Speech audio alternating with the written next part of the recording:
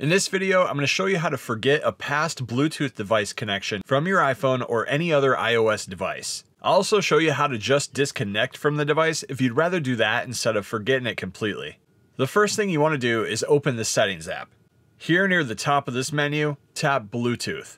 If you want to disconnect from all the Bluetooth devices for the moment without forgetting anything, you can then just quickly toggle the slider here at the top to turn the Bluetooth off. All of your devices will then be disconnected until the next time you turn your Bluetooth back on. But let's forget a device altogether for good. Find the device that you want to remove and then tap the info icon here on the far right of its name.